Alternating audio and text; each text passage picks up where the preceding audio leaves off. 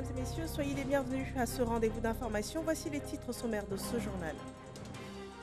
626 cas confirmés, 89 guéris et 6 décès. C'est le dernier point de cette situation sanitaire vécue par la Côte d'Ivoire, communiquée par les autorités sanitaires ivoiriennes. Ce lundi 13 avril 2020, discipline et respect des mesures barrières restent recommandés par le ministère de la Santé et de l'Hygiène publique. Confectionner des masques en polyester résistants, étanches et réutilisables, c'est une autre mission que se donne l'armée ivoirienne qui a la capacité d'en produire 1000 par jour. Il est destiné, donc ce masque, aux hommes en tenue et aussi aux populations. Les détails dans ce journal. Il n'y aura pas de pénurie d'eau potable en Côte d'Ivoire. Les Ivoiriens n'ont pas à craindre. Ils peuvent se laver régulièrement les mains à l'eau et au savon, comme le recommandent les autorités sanitaires. C'est une assurance que donne le leader de la distribution d'eau potable dans le pays. Bienvenue dans ce 23h. S'ouvre une nouvelle semaine d'information, une semaine tournée vers l'actualité qui suit le rythme du Covid-19.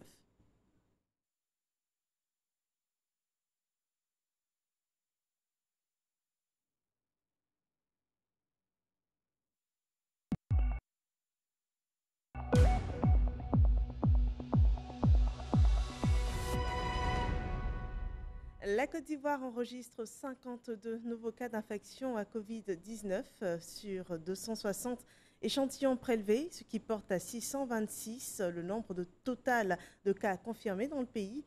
4 nouvelles personnes sont guéries, ce qui fait 89 guérisons enregistrées à ce jour, suivant à présent la déclaration du ministère de la Santé et de l'Hygiène publique. Le ministère de la Santé et de l'Hygiène publique a enregistré ce lundi 13 avril 2020 52 nouveaux cas d'infection à Covid-19 sur 260 échantillons prélevés, portant ainsi à 626 le nombre total de cas confirmés et 4 nouveaux guéris. Cependant, l'on déplore ce jour le décès d'un patient de 73 ans, diabétique et hypertendu, au service des maladies infectieuses et tropicales du CHU de Treichville. La Côte d'Ivoire compte donc à ce jour 626 cas confirmés, 89 guéris et 6 décès. Le ministère de la Santé et de l'Hygiène publique présente à la famille du défunt ainsi qu'à toutes les autres familles éplorées ses sincères condoléances. C'est le lieu de rappeler l'importance du respect des mesures nouvelles mises en place par le gouvernement, notamment celles relatives au confinement obligatoire des personnes âgées et fragiles du fait de leur vulnérabilité. Les personnes vulnérables sont celles souffrant de maladies chroniques telles que le diabète, l'hypertension artérielle, les maladies cardiovasculaires, les maladies respiratoires chroniques, la tuberculose, etc. Nous en appelons donc à la responsabilité de tous pour le respect strict des mesures barrières, car elles constituent à ce jour les meilleurs moyens contre la propagation du virus. Aussi est-il important de réduire les déplacements non essentiels et de porter un masque lors de nos déplacements pour se protéger et protéger les autres. Par ailleurs, devant l'apparition de signes tels que la toux, la fièvre et les difficultés respiratoires, vous êtes priés de contacter de toute urgence les numéros gratuits suivants, le 101, le 119, le 125 et le 143. Le gouvernement, à travers le ministère de la Santé, réitère ses remerciements et ses encouragements aux acteurs de la santé pour leur engagement dans la lutte contre cette pandémie. Les chiffres du Covid-19 hors de nos frontières. Au Ghana, 566 cas confirmés avec 8 décès.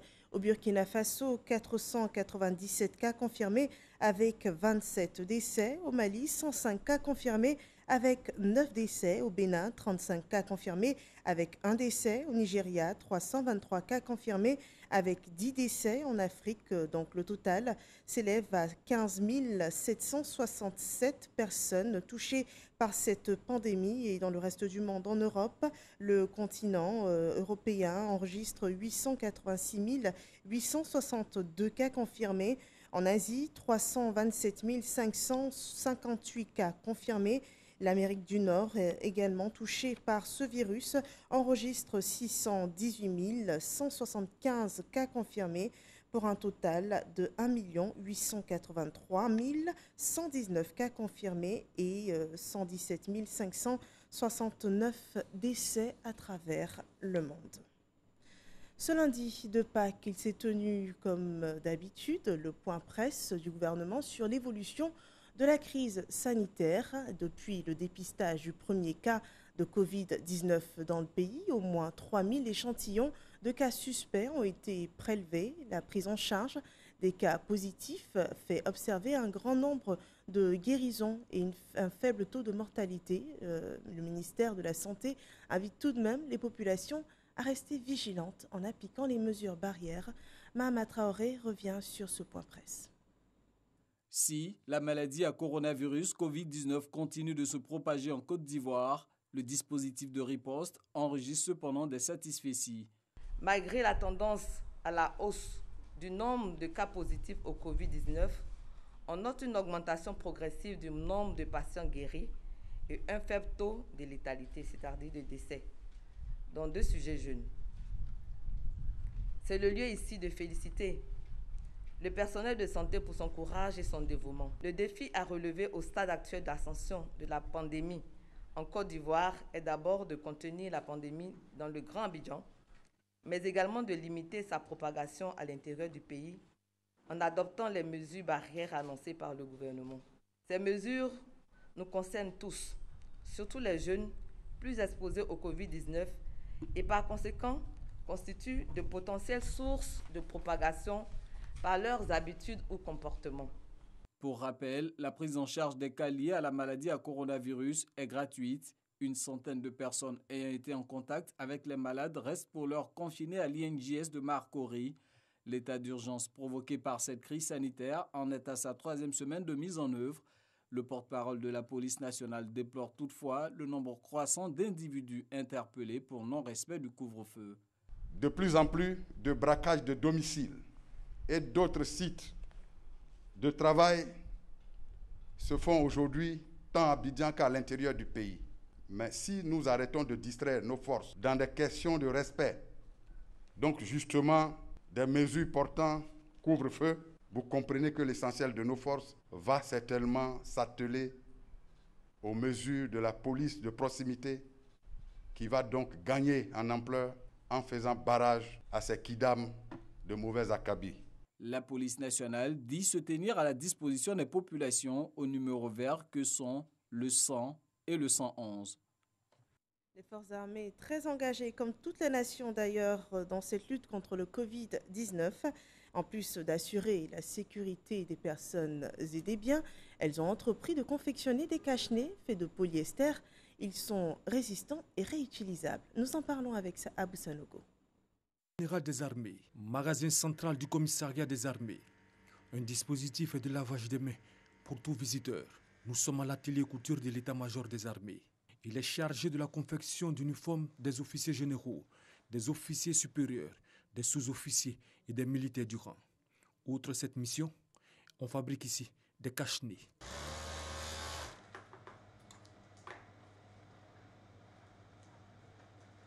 Se protéger et protéger tous les militaires contre le Covid-19 est la principale raison de la fabrication des cache-nez. Tout commence ici dans la salle de coupe.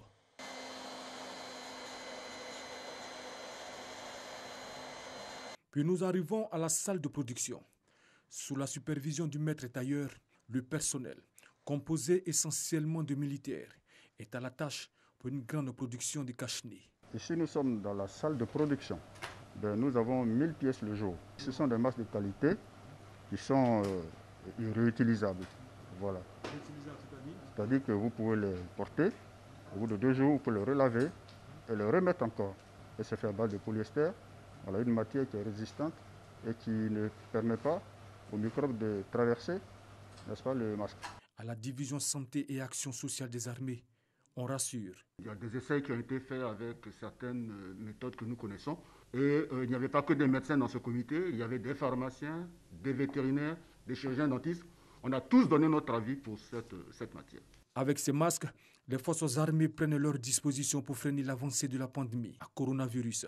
Le chef d'état-major général des armées, le général de corps d'armée Lassina Doumbia, appelle à la discipline, au sens de la responsabilité de ces hommes et au respect des mesures barrières. Face à cette pandémie, la discipline, la solidarité, la résilience doivent être les maîtres mots qui doivent guider nos actions. S'étant aperçu que l'on pourrait être confronté à une pénurie de masques, nous avons donc décidé d'en produire. Quand nous mettons l'ensemble de nos unités de confection à l'œuvre, nous en sommes à peu près à 1000 masques jour, ce qui va nous permettre de doter nos forces, de doter les autres forces de défense et de sécurité, nos frères d'armes des forces de sécurité intérieure, et bien évidemment constituer aussi un stock de sécurité au profit des populations. Avec tous ces dispositifs, l'armée ivoirienne entend jouer pleinement sa partition pour faire barrage au Covid-19.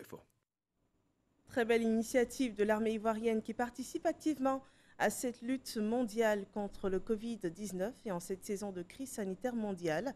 Une période de l'année où, lorsque tout va bien, les commerçants sont les plus heureux car réalisant des ventes et prestations autour de la célébration de la fête de la Pâque. Et cette année, les débits de boissons, maquis et restaurants ont vu leur chiffre d'affaires véritablement chuter du fait de la pandémie. Même les chocolatiers, confectionneurs des mythiques œufs de Pâques en chocolat, n'y ont pas échappé. Chèque connaît. Une dizaine de chariots élévateurs à l'arrêt, des véhicules de liaison garés, des milliers de casiers de boissons soigneusement rangés, des bureaux hermétiquement fermés, une situation inimaginable pour cette entreprise de distribution de boissons. En ce week-end pascal, ce chef d'entreprise, malgré le masque chirurgical sur la bouche, a du mal à cacher son désarroi. Et nous avons perdu près de 95% de nos chiffres d'affaires. Je n'exagère pas quand je dis que nous sommes au bord de la faillite. L'an dernier, à cette même période, l'entreprise d'Assalé a réalisé 400 millions de francs CFA en un seul week-end pascal. Avec la fermeture des restaurants, des bars et maquis, ses principaux clients, Assalé n'a plus d'autre choix que de mettre au chômage technique 500 travailleurs sur un personnel de 600 employés. Désemparé, il plaide. Il est bon que chaque secteur fasse l'objet d'une étude toute particulière, car nos problèmes ne sont pas les mêmes. Nous avons certes les mêmes difficultés, mais la façon de résoudre nos problèmes ne sont certainement pas les mêmes. Autre lieu, autre décor, mais le constat est le même chez Freddy, tenancier du célèbre maquis au Baoulé de Yopougon. L'année dernière, à pareil moment, là, on ne peut même pas rentrer ici parce que là, le Baoulé est archi comble. Et voilà que le coronavirus est venu tout bouleverser. Véritable repère des points chauds marquant la célébration du Paquinois à Abidjan, cet espace grouillait du monde les années précédentes à cette même date. Aujourd'hui, c'est un entassement de tables qui nous est donné de constater. Les pas de danse et cris de réjouissance sous les airs des chansonniers baoulés ont laissé place à un silence de cimetière. Entre crainte et espoir, Freddy dit s'en remettre aux autorités. Moi, par exemple, je n'ai plus autre chose. Donc, le fonds qu'ils ont mis en place, ils essaient de penser à moi pour que je puisse me ressaisir et penser à mes employés. Terrés chez eux en raison de la pandémie du Covid-19, les ménages ivoiriens, spécifiquement ceux d'Abidjan, ont considérablement revu à la baisse leur budget pour la Pâque, réduisant presque de moitié le chiffre d'affaires des activités commerciales liées à cette célébration. Le business des œufs de Pâques n'a pas échappé. Dans cette célèbre épicerie située à Cocody, ce n'est pas l'engouement des grands jours. Alors Pâques, justement pour nous, c'est une grande fête. C'est normalement la fête qui marche le mieux pendant l'année. Avec la situation actuelle, ce n'est pas facile pour nous. On a connu une baisse de l'activité, à peu près moins 25% de baisse par rapport à l'année dernière. Pour appâter sa clientèle qui s'est réduite comme peau de chagrin, ce chef d'entreprise a trouvé l'ingénieuse idée de produire un œuf de Pâques aux couleurs de la campagne de sensibilisation au Covid-19. Pour les clients venus récupérer malgré tout leurs commandes, si la Pâque et ses chocolats n'auront pas la même saveur que celle des années précédentes, ça en valait quand même le coup de faire plaisir aux siens. Nous avons réduit le budget de la fête de Pâques. On a préféré plus mettre l'accent sur le stock de nourriture et de produits d'entretien phytosanitaire et tout. Non, au moins des petits plaisirs, juste le gâteau et les œufs pour les enfants. Je suis en fait d'origine musulmane et étant quand même un jour sacré, j'ai quand même une partie en moi d'origine catholique. Donc toutes les fêtes de Pâques, je profite pour faire un petit cadeau aux enfants. Plus loin dans un hypermarché, le rayon réservé aux goodies de Pâques s'est considérablement réduit. La raison est toute simple. Par rapport à la crise qu'on connaît tous d'ailleurs, le rayon chocolat est un peu lent, ça ne tourne pas comme on s'attendait à ça. Par contre, le rayon épicerie, alimentaire, je veux dire, ça tourne en tout cas très très bien. Cette situation est mal vécue des chocolatiers qui ont vu leurs commandes fondre à vue d'œil. Pourtant, avec Noël, Pâques est l'une des périodes les plus importantes pour leur commerce, soit près du tiers du chiffre d'affaires annuel. Et ça fait vraiment un coup dur auquel nous sommes confrontés, mais on essaie de faire déjà l'état des lieux et puis essayer de trouver d'autres alternatives. Comme on le voit, Pâques ou encore Paquinou 2020 est la première célébration mondiale à subir les conséquences directes du coronavirus Covid-19. La morosité de certaines activités et l'arrêt pur et simple d'autres démontrent aussi besoin il y a les dangers que fait planer cette pandémie sur les économies du monde. Et pour réduire le choc face à cette menace de cette crise sanitaire sur l'économie ivoirienne, on vous rappelle que le gouvernement, par un plan d'aide sociale et économique, prévoit pour les entreprises une enveloppe de près de 250 milliards de francs CFA pour maintenir l'outil de production et 100 milliards de francs CFA pour soutenir le secteur informel. L'ambiance était tout aussi maussade en pays baoulé, Paquinou. La célébration de la fête de Pâques a eu une autre saveur cette année dans la région du Bélier. Les populations des localités sillonnées par nos reporters étaient plutôt préoccupées à respecter les gestes barrières pour éviter toute contamination au Covid-19. Léon Bro. Ngata Dolikro et à Kro, Bomizambo ou Kondeya Okro, département de Tiebissou. Maquillé, église fermée, place publique vide. Pareil de Tunzwebo à Lolobo, département d'Atigouakro ou à Logakro, commune de Yamoussoukro. Partout, ce n'est pas le plein habituel du jour de Pâques, pas de messe ou de culte, ni de réunion sur le développement. Pas de réjouissance populaire non plus. Paquinou dans ces localités, ce n'est donc pas pour ce dimanche 12 avril 2020. À cause de la maladie, cette année, il n'y a rien. On est resté au marché en temps maison. C'est-à-dire on n'a qu'à se méfier à cause du virus qui est entre nous, qui nous détruit pour ces temps-ci. Donc à cause de ça, on n'a pas pu fêter la Pâque. Et vous voyez que si on est assis à distance 1 mètre ou bien 2 mètres, c'est à cause de cette maladie que cette année, il n'y a pas de Pâques dans le village de Bomizambo. Côté culinaire, quelques volailles pour la consommation familiale. En famille, à l'ombre des arbres ou sous les hangars, on peut cependant se retrouver en petits groupes. Objectif, tuer le temps, mais non sans observer les mesures barrières, notamment la distance sociale d'1 mètre, l'application de gel hydroalcoolique. Cette maladie-là, c'est vraiment une peste pour tout le monde aujourd'hui. Et nous dire qu'on n'a pas encore la solution, ça fait peur. Mais en ce jour de la résurrection de Christ, je crois qu'il est bon et important de créer une ambiance entre nos populations. Observer les mesures prises par l'État de Côte d'Ivoire, le confinement surtout. Dans le Bélier, le report de Paquinou, un pari gagné pour les auteurs de cet appel. Voilà, le Covid-19 et Paquinou ne font pas bon ménage. Ce moment de célébration et de retrouvailles est passé sous silence aussi dans le Bas-Sassandra, où se prémunir contre cette maladie virale était plus importante que tout. Sam Conan. Il y a petits pois, huile, oignons, en tout cas tous les assaisonnements qu'on envoie sur le village pour que nous tous on mange ça. Malheureusement, je n'ai pas pu envoyer ça au village. Je suis ouvrier, je fais ça au campement ici pour qu'on mange. Ça me fait très mal. Comme Dame Delphine Brou, ils sont nombreux ces baoulés qui n'ont pas pu effectuer le voyage pour la fête de Pâques, appelée Paquinou en cette année 2020. Covid-19 oblige. Ils sont donc restés sur place dans leur campement, le cœur meurtri, loin des siens. Allô?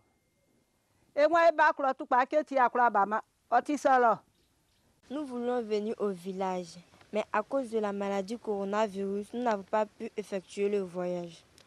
Donc prions tous Dieu pour l'année prochaine. Dans l'union, nous allons fêter Paquinou.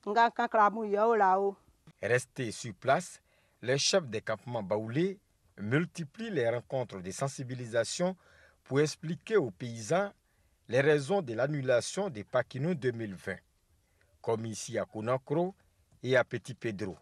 dans la région de San Pedro. Le gouvernement nous a parlé de ne pas voyager, aller au village pour faire la Pâque.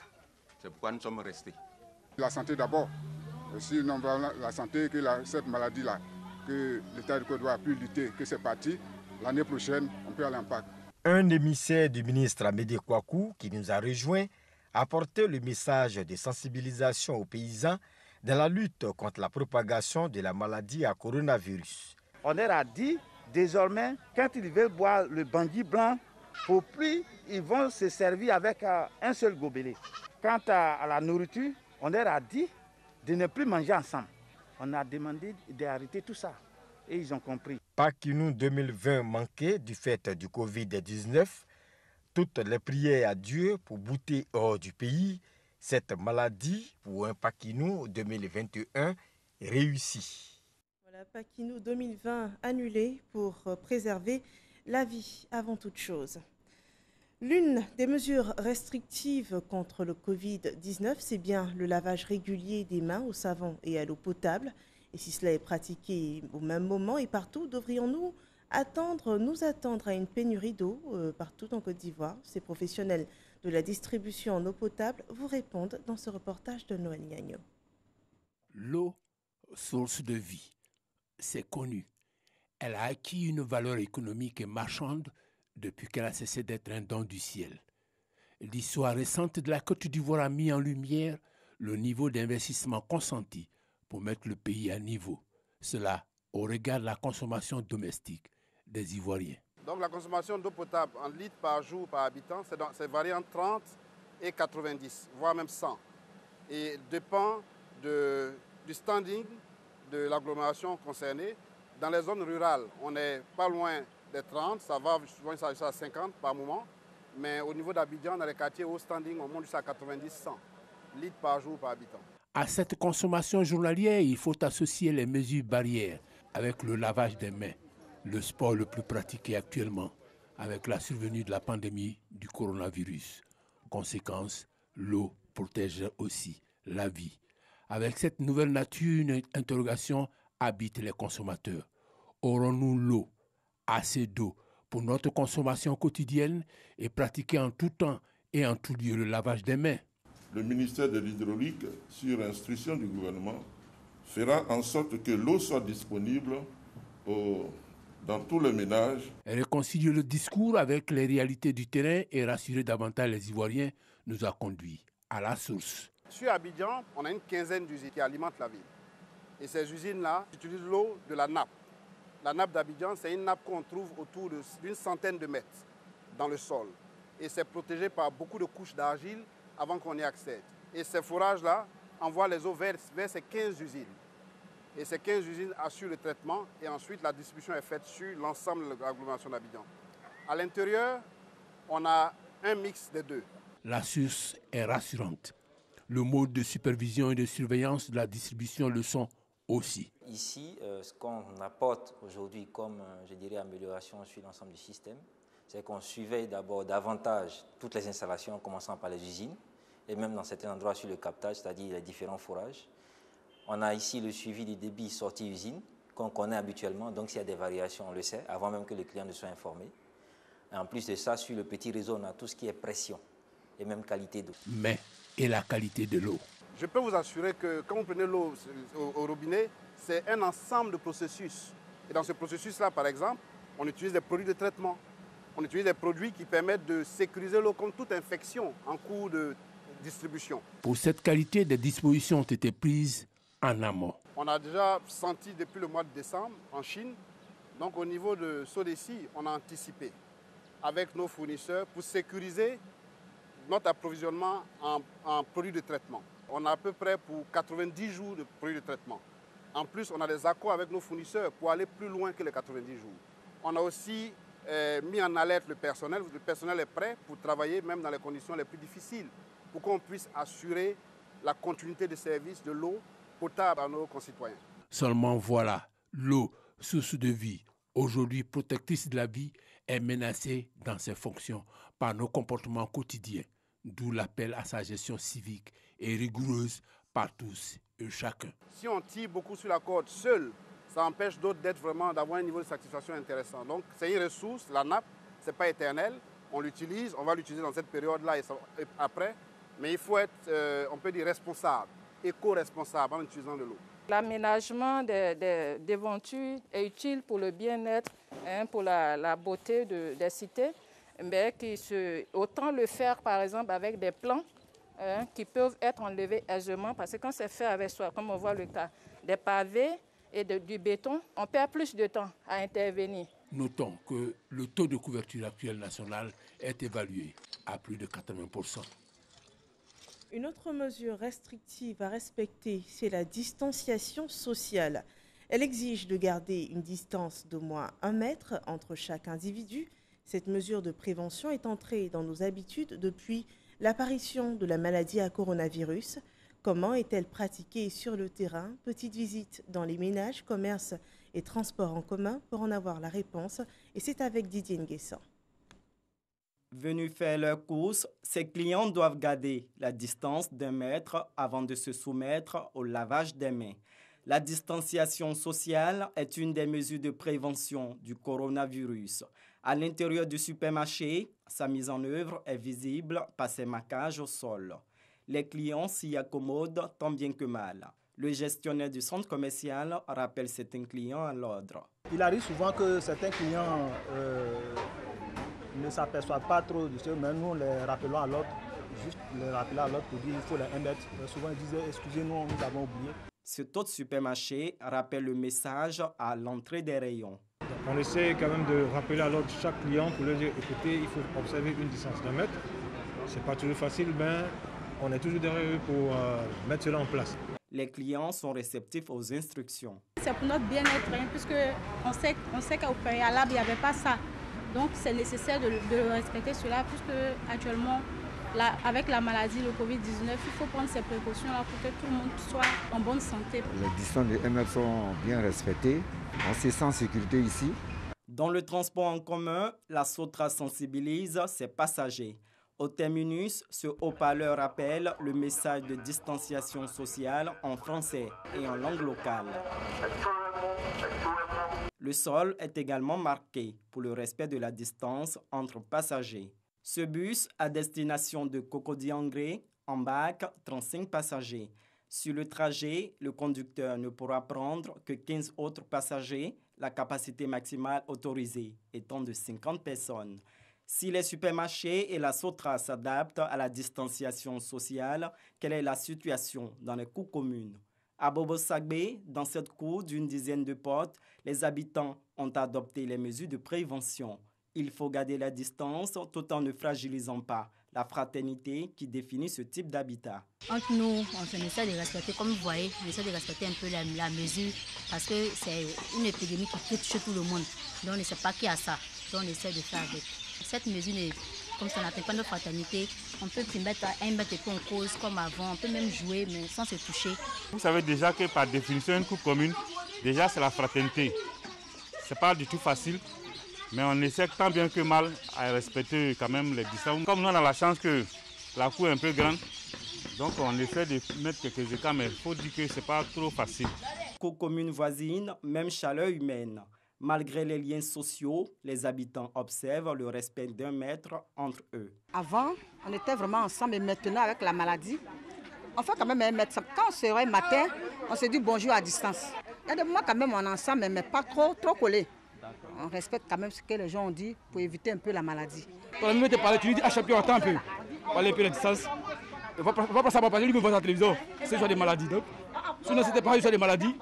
C'est là des migrants, c'est là qu'il y a notre tissu social pour dire pourquoi tu es comme ça, mais c'est une histoire des maladies. Consommateurs, passagers et communes, tous sont à l'épreuve de la distanciation sociale. Partons à présent pour la région de Lamé à Adzopé où les populations sont davantage informées sur la dangerosité du virus Covid-19 et le week-end dernier, elles ont eu davantage d'informations. Elles ont été appelées à la discipline pour stopper la chaîne de contamination en Côte d'Ivoire. Issa Yeo. Le gouvernement multiplie les actions pour soulager la population en cette période de crise sanitaire mondiale du coronavirus. À la préfecture d'Azopé, Le gouvernement a remis un don de vivres et de non-vivres aux populations. Ce virus attaque tout le monde, sans réserve. Et c'est vrai que nous en souffrons. Nous nous inquiétons tant que nous pouvons. Et notre souhait, c'est de faire en sorte que ce virus n'arrive pas particulièrement dans notre région. Les ministres Patrick Achi et Seka Joseph ont saisi cette occasion pour rappeler l'application stricte des mesures barrières contre le Covid-19. Cette maladie, lorsque vous l'avez, elle est très difficile à soigner. C'est pour cette raison que la meilleure solution, c'est de faire en sorte de ne pas attraper la maladie. C'est de faire en sorte de ne pas que le virus entre dans notre corps. Le geste qui est fait aujourd'hui est donc un premier geste dans l'urgence, dans l'immédiat, pour parer au plus pressé. Et au fil de l'eau, bien sûr, son Excellence, Monsieur le Président de la République, le Premier ministre seront là, tout au long de cette lutte, aux côtés des populations, pour que ces moments-là soient le plus supportables pour eux. Et que cela entame le moins possible et l'outil de production et la capacité des gens à continuer leurs activités. Le don offert sera distribué aux 4 départements de la région de la Mé, à savoir Adzopé, chef-lieu de région, Yakassé à Tobrou, à Lépé et à Coupé.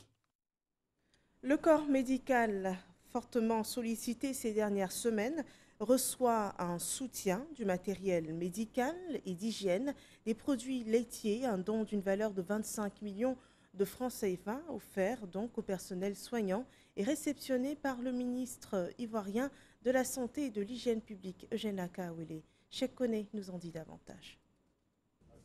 Ce don d'une valeur de 25 millions de francs CFA est composé entre autres des thermomètres à infrarouge, des surblouses et surchaussures, des masques de protection et des dispositifs de lavage des mains.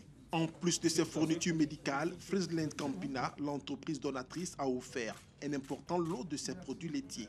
Il était important pour nous, après l'appel du président de la République, de venir et puis de pouvoir soutenir les efforts que l'État a déployés pour permettre l'arrêt de la propagation de ce Covid-19. Et c'est dans ce cadre-là que, en tant que société citoyenne, nous sommes venus pour apporter du matériel et des équipements de protection à l'attention de tout le personnel soignant.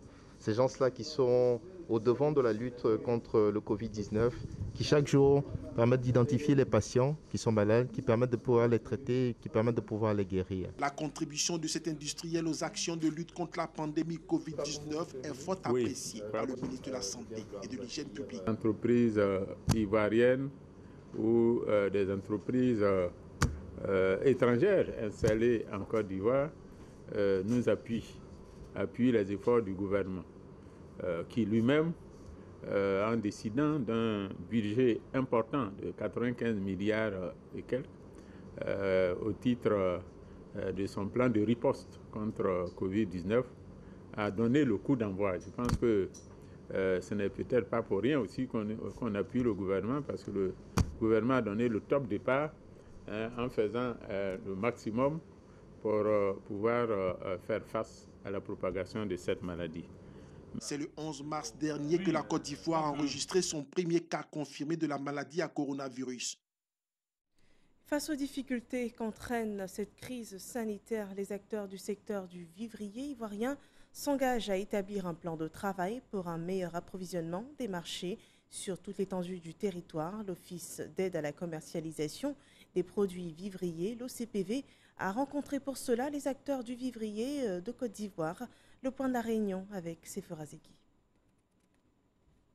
À Bobo, Office d'aide à la commercialisation des produits vivriers. Les acteurs du vivrier en plein échange sur les mesures à adopter face à la lutte contre la pandémie du coronavirus dans les marchés. Colette Irielou s'engage avec ses pairs à appliquer les mesures barrières. On va respecter ces mesures et nous allons faire de telle sorte que tous nos marchés soient alimentés en vivrier. Nous allons faire notre plan avec l'OCPV, avec l'aide que l'État de Côte d'Ivoire, le gouvernement de Côte d'Ivoire a donné pour accompagner ces femmes. Bernard Adou, directeur de l'Office d'aide à la commercialisation des produits vivriers, se félicite de cette initiative avec les fêtiers du vivrier. Cette rencontre leur a permis de réfléchir sur l'accompagnement du gouvernement à ce secteur d'activité. Face à cette maladie, elles ont été impactées. Par exemple, les fonds de commerce qu'elles avaient, aujourd'hui, beaucoup ont perdu ces fonds de commerce du fait du couvre-feu qui retarde l'approvisionnement des villes. Déjà, le Premier ministre l'a dit, le secteur du vivrier sera accompagné. Donc, il était question de réfléchir sur les modalités de cet accompagnement-là. Dans les jours à venir, tous les marchés du pays vont fonctionner en rotation et seront réduits de leur personnel. C'est l'un des engagements pris par les acteurs du vivrier de Côte d'Ivoire à cette rencontre.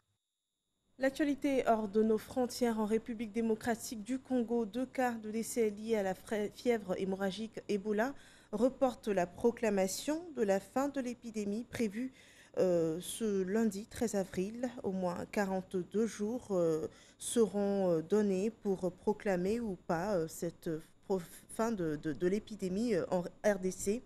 Et l'épidémie d'Ebola court depuis, on le rappelle, août 2018 et a fait au moins 2276 morts dans le pays.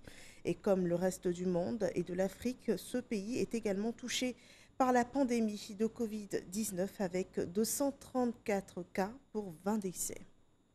Soyons responsables et disciplinés, respectons les gestes barrières édictés par le gouvernement. Brisons la chaîne de contamination du Covid-19. Très bonne soirée à vous.